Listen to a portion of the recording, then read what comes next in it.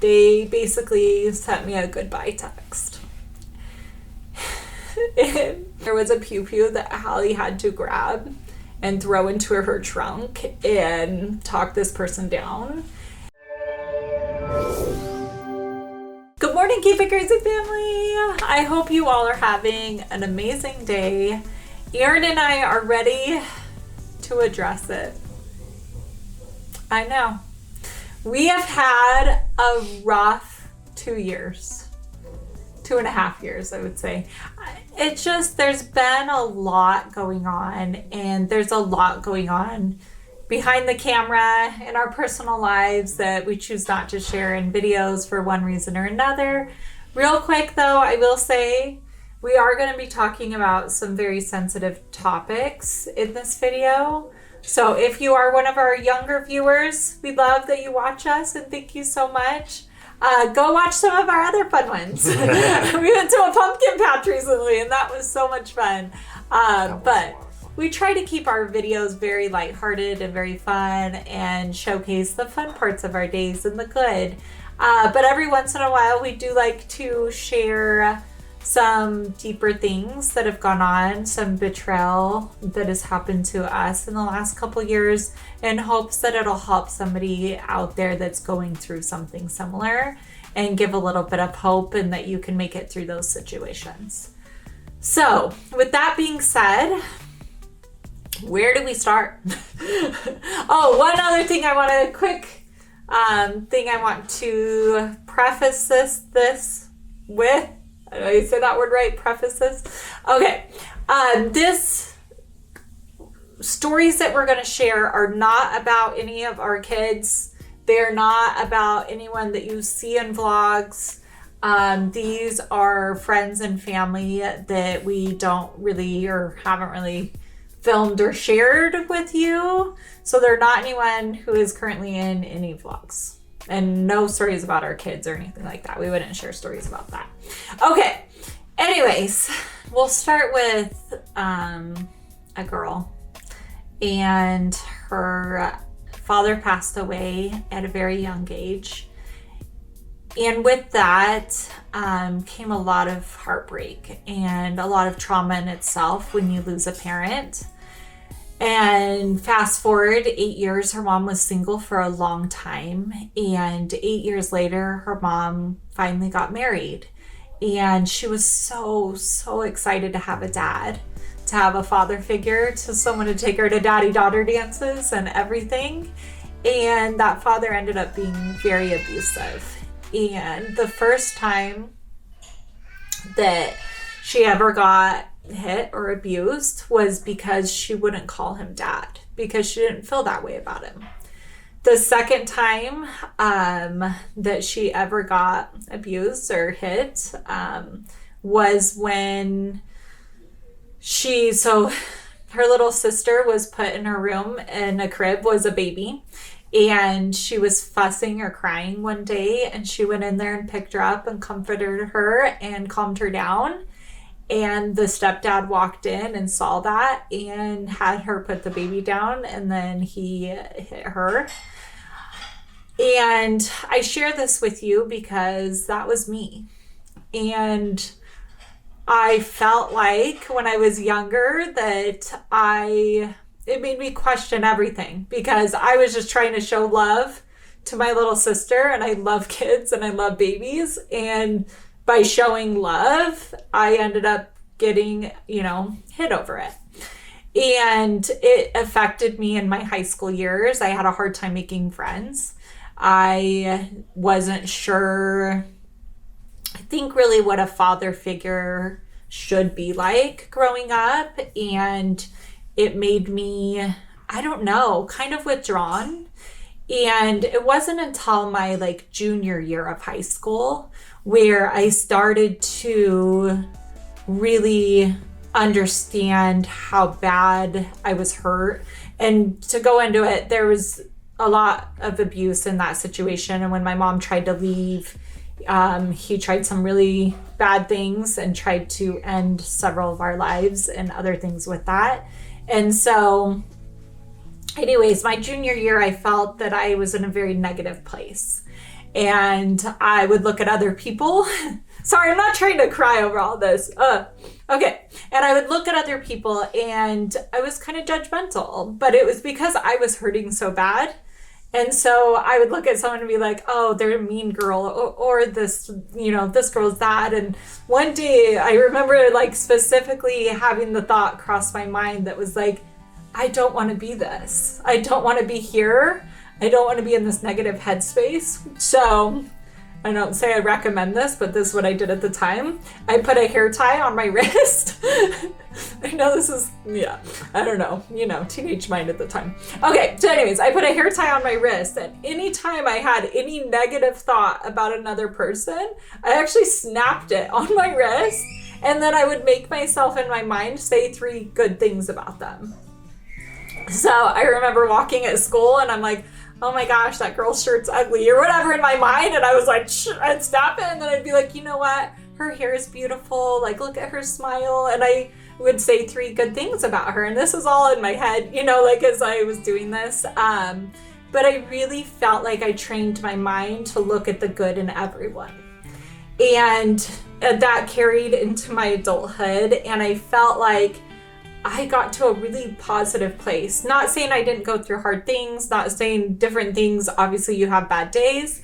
But for the most part, I actually truly believe in my heart that everyone is good and that there's good in everyone. And I would try to seek that out. And I feel like when we started doing foster care, obviously in the back of my mind, I'm like, why did I have to have this childhood that I had? And why did I have to go through these hard things? And it wasn't until we got our second foster child, and his story was all over the news. It was a very public case. And I was holding him one night as he was crying and missed his parents and, going through all the emotions. And I looked at him and I was just like, I can understand your pain because I've been there. And I could understand what he was feeling. Obviously, there's different degrees, and some of our kids who've come through foster care have gone through, 100 times worse things than I had been through. But I felt like all of a sudden something that was traumatic for me and that was really, really hard in my childhood became my strength.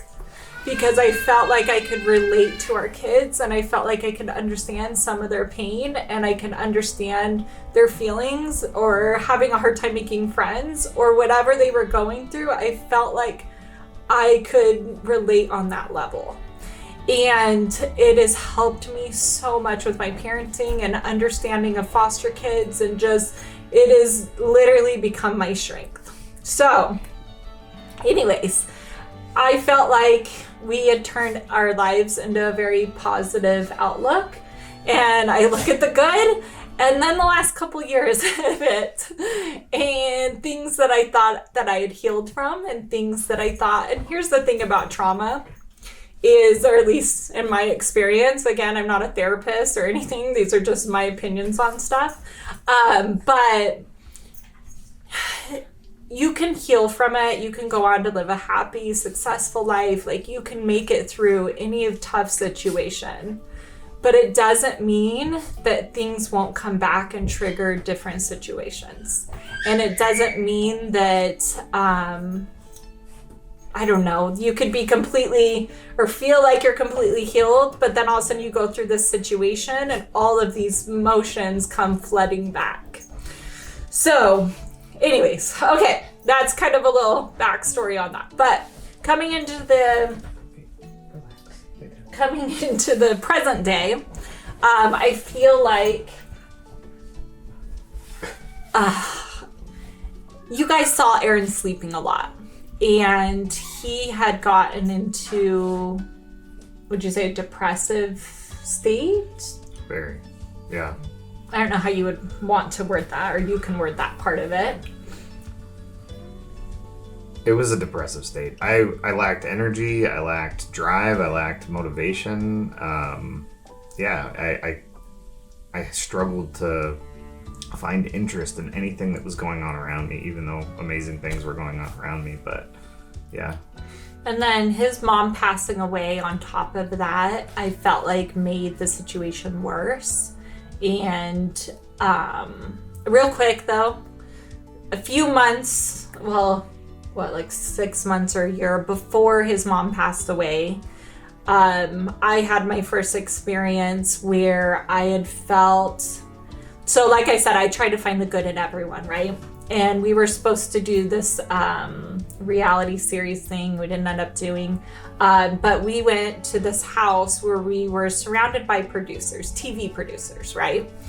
And we had a couple of our kids with us, and they were pitching different shows and different things. So anyways, so we're in this house, and I have never in my entire life felt like this darkness.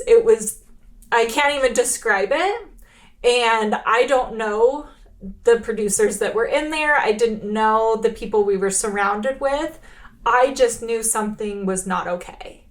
And actually Ariana was with me, and Ariana looked at me and she goes, I don't know if we should be here.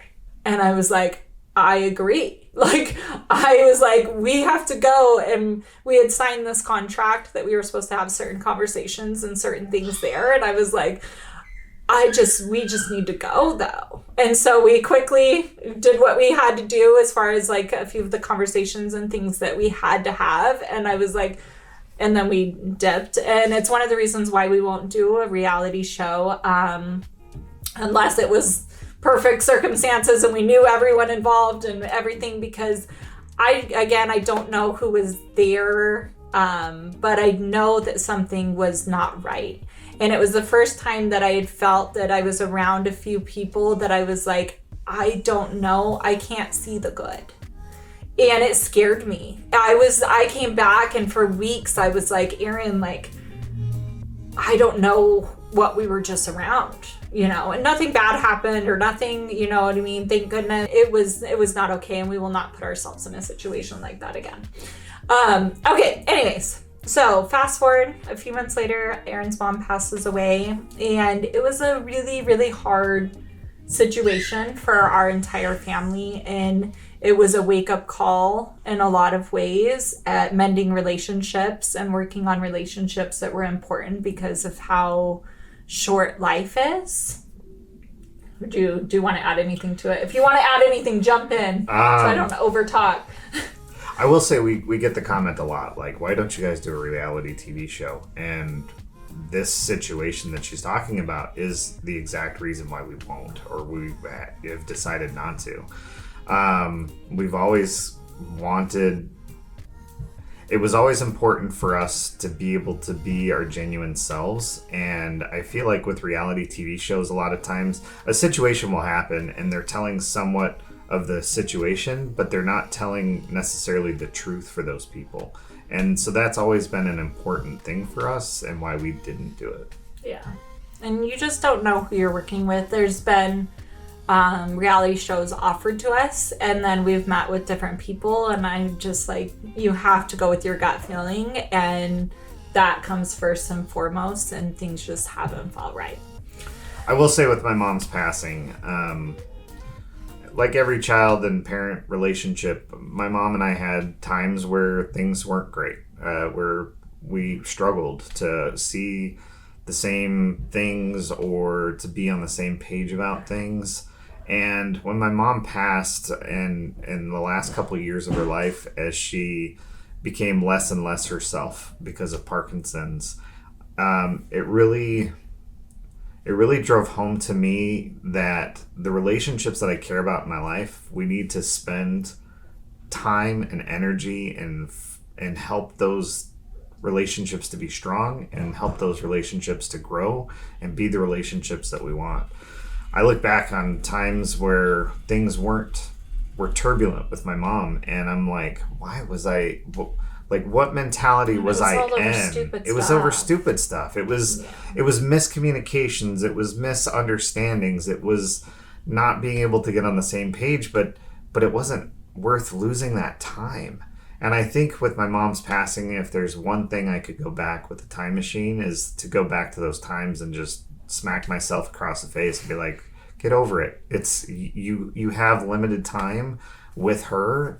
Like, make this time the greatest that it can be. Yeah.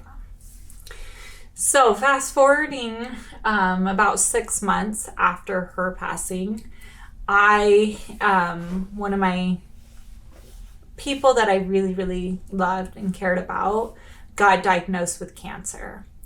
And I went and visited them. And I was thinking at the time, I was like, how can I help? What can I do? And anyways. So I went and visited with this person. And I felt like they were happy. And they were looking at the positive. And they seemed at peace. I had left. And later that day, they took their own life. And it's still hard for me to talk about to this day because I didn't see it coming. And I wish that I had known and that I would have been able to say something that would have made a difference or would have helped them. And it later came out that this person didn't want to be a burden on their family. And cancer, they felt, was a burden and that they were going to need to be taken care of. And if it progressed and got worse, like what that looked like. And so they chose they didn't want to be a burden. And that hit hard for me. And a few things that we had a conversation about, I had asked them, what was your favorite thing about your mom is one of the questions I had when we were talking. I don't know how it came up that way, but they were like, my mom was always there for me no matter what. And those are one of the last conversations that I had with that person, and along with some other stuff they said, just hit hard because I have a hard time asking for help. I also feel that I don't want to be a burden on other people, and I don't want to be, something that affects somebody else, in any type of way or puts them out or whatever. That's always been a hard thing that I've struggled with. And so hearing that it got as bad as it did for this person and that they let that affect them in such a way. Okay. Anyways, so with that, it hit me hard, and I struggled for months with what had happened. And when I felt like I was working through it and working through the emotions and coming to a acceptance of what had happened, we were out of town, and I got the worst text that you can possibly get. And it was somebody else in my life that I loved. And again, not anyone that's in vlogs, guys. But they basically sent me a goodbye text. And, sorry. Take your time. It's just the worst text you can honestly get. And I was out of town. And so there was nothing that I could do, physically. I couldn't be there. And Aaron and I were both I can't even talk. We basically wrote this person back, no, I'm trying to call them, and they stopped responding. And so I tried to call someone that I was really close to, someone that I have known my entire adulthood. You have those certain people in your life that you're like, if there was a true emergency, like life or death situation, who would you call? And you have that list. And this person was at the top of that list. I was like, if I ever need anything, especially an emergency situation, this is someone in my life that I could call that would be there. And I tried calling this person, and they did not respond to me. Text them. I text them, and I text them, please, this is a life or death, I need you right now. And they left me on red. And so, anyways, I actually ended up calling Hallie, because Hallie knows this person too, and I didn't know though, like what Hallie would walk into and what she was going through, and I sent her to this person's house, and ended up they weren't there, and there's just we could go into a whole long story on that whole situation and what happened, but Hallie ended up finding this person, and there was a I can't use the word, otherwise the video take a pew-pew, I could say. There was a pew-pew that Hallie had to grab and throw into her trunk and talk this person down.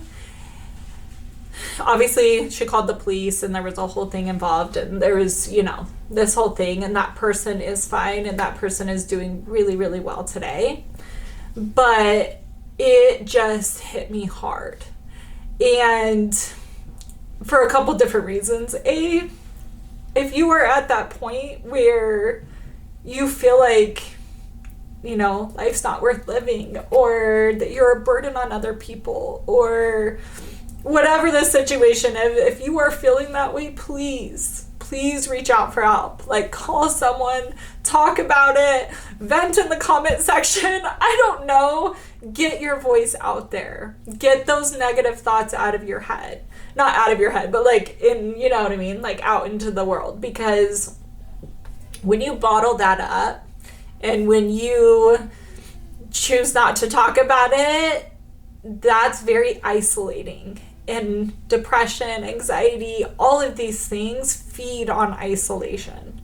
They want you to say you're alone. They want you to say there's no one there for you. They want you to say you're a burden. Whatever the case is, like, please reach out for help. Talk to somebody.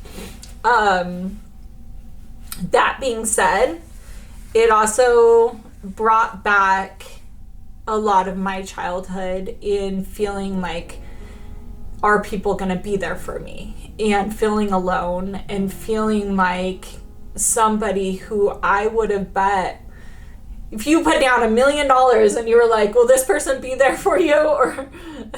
And I would bet $1 million, like 100% this person would be there for me. And that wasn't true, and it wasn't the case. And to this day, I have not talked to that person. They never ended up texting or calling or whatever. And you might say, like, okay, that was completely out of nowhere. How do we describe it? So I will say, over the last couple years, there has been other situations. How do I describe it? Other people that we were close to, or that I had really tried to have a relationship with, would come over for dinner, would hang out with our kids, would do this, right? And it was someone I was super close with. And then I found out they were going on to hate websites and talking crap. And it wasn't anything that was like really bad, but it was just the fact that they were on hate websites talking crap about me and then coming over and having dinner and acting like my best friend. And the amount, the hurt of betrayal, and that actually happened around Bella's graduation. You guys saw me like really upset and crying, and it was because I started questioning myself. I started questioning everyone around me. I started having trust issues of who can I trust, who can I not, who can I have a conversation with that isn't going to go and repeat it somewhere or isn't going to use it in some type of way. And so I just felt betrayed by several people in my life. And so trust. What I've come to realize, months and months of, work and trying to heal and therapy and whatever else, is betrayal isn't about you. It's about the other person and what they're going through and some type of hurt or some type of thing that they are working on in themselves. And it has nothing to do with you. And so when we got betrayed in that type of way, I pulled back a lot from some of the relationships in my life. Obviously not my kids and husband. Not talking about that. But I stopped giving some people money. I stopped doing things for people that I felt were using me. And when I stopped giving certain people money, and that fast forward to the person I tried calling, it was about money. And it was about, I don't know, that I wouldn't give them things that they wanted. I just wanted a friendship. And I just wanted this person in my life as a friend. And I didn't want there to be a monetary value to that. I don't want to have to pay to have friends. Like, who would want that? And so, but it has shown so many people's true colors on what and how you give yourself to other people and what you get and receive in return. And so I will say I've learned so much. And when I was talking about, I was in this like little positive bubble of like, everyone, there's good in everyone, and there's this and that, and life's great, and everyone's so nice. And like, I really truly was living in a bubble for a minute, and I loved that bubble. I actually want to get back in the bubble. And then life hit me in the face and knocked me out of the bubble and was like, no, Crystal, like, there are people that have bad intentions. There are people who, and I'm not saying there's not good in the person, or I'm not saying anything like that. I just had a reality check. And I think the reality I was living in and the reality of reality were two very different things. And I don't know. But at one point, and I was talking to a therapist about that, is they were like, you cannot let it harden your heart, though. And you're good. And that you had good intentions in relationships. And sometimes you don't believe that anyone else could have bad intentions because you couldn't picture yourself having that. But you need to, face reality, and you need to look at it from every angle, and don't be so naive about it or just assume that everyone, has the right intentions. But okay, I'm curious your thoughts on Betrayal, because I went on a long old rant. No, I think you encapsulated it amazingly. And I think that's the hard part, is when somebody betrays you, it feels so, kind of like what you were saying, is you can't envision yourself doing that. And so it's hard to envision somebody else doing that to you. And so it's really difficult to trust after that. But definitely through some therapy, through some conversations with others, and reevaluating relationships around you, I think we're getting back to a good place. Yeah. I feel like we've come to a lot of acceptance and a lot of understanding, and I feel like, I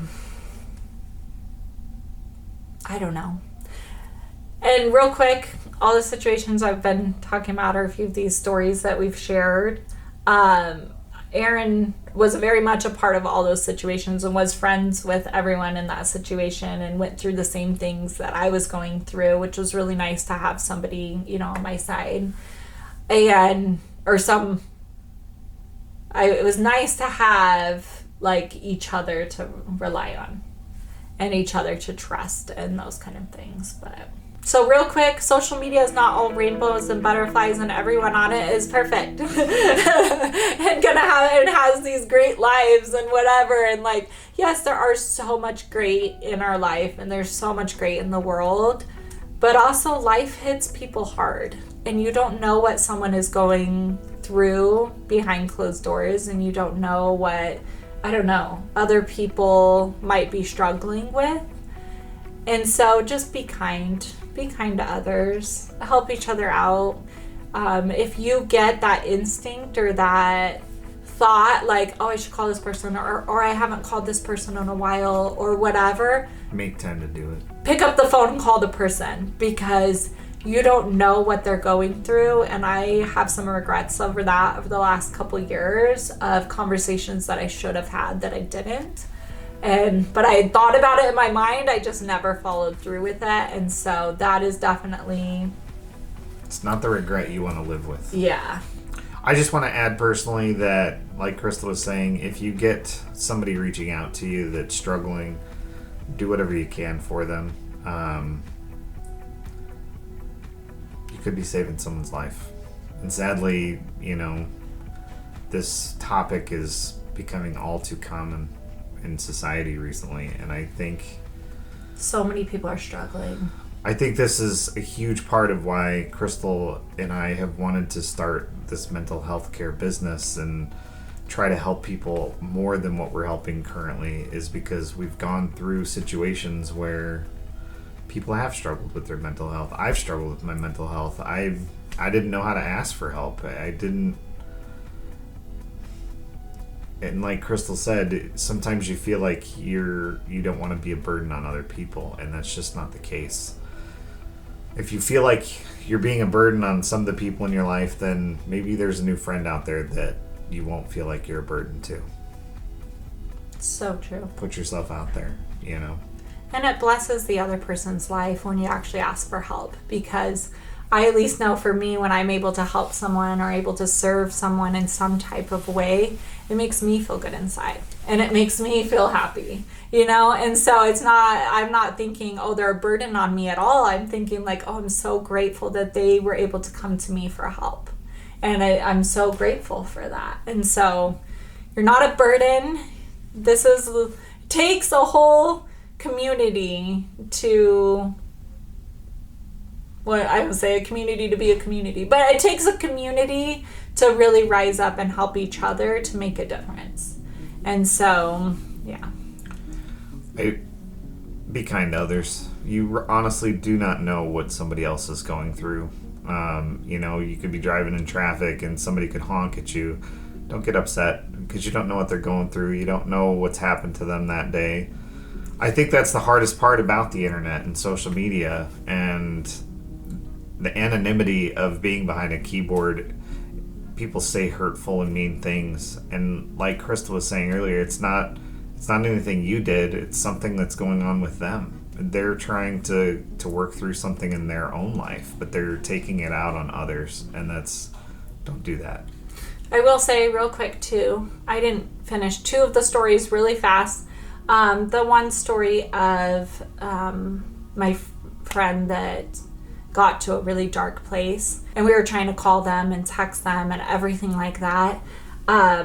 Later on, this person said, Aaron's the one that made me not go through with it, because every time I was going to go through with it, every time I was going to let that thought, overtake, Aaron would call. I did. I just kept calling. Something kept telling me, Aaron, call him back. Aaron, call them back. And so I kept calling. And they said, like, him calling over and over and over every time, I was going to go through with it, I would see Aaron's number. And even though I was declining it, it still stopped me and took me back out of, into reality for a second, and then into reality. So if you think you're bugging someone and then they don't want to be bothered and they're not answering the call, keep calling, because it saved someone's life. So I will say the end of that. And then the end of the other story, which one was it? Oh, the person that I was really close to that was going on to hate sites and talking negatively, and again, it was negatively in a way of like, oh yeah, like, isn't that annoying, or isn't blah blah blah. It was like just little stupid stuff. But that person later on I had a conversation with, and I was like, why? Like, I want to understand why.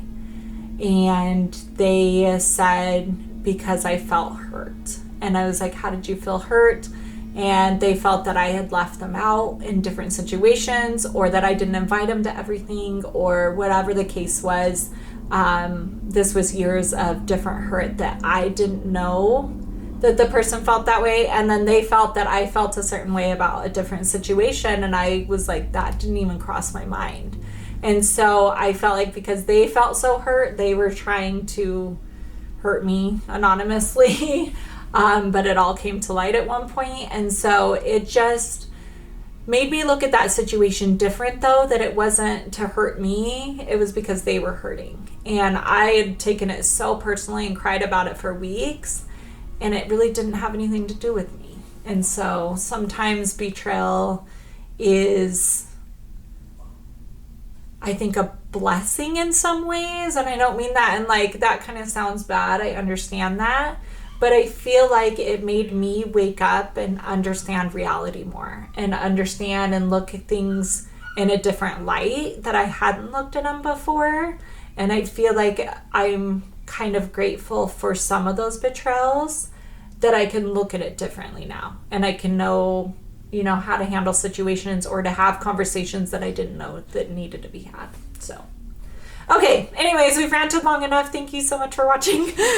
Hold on. I want to say real quick. All right, so if you don't know where to start, my recommendation is go through your cell phone. Go through your contact list. Just scroll through it and just think about each person in your contact list. Think about the last time you talked to them. Think about the way you left things off with them, and maybe reach out. It's a place to start. Yeah, for sure. All right. Thank you so much for watching, and we will see you all next time. Bye. Love you guys. Bye. You are home.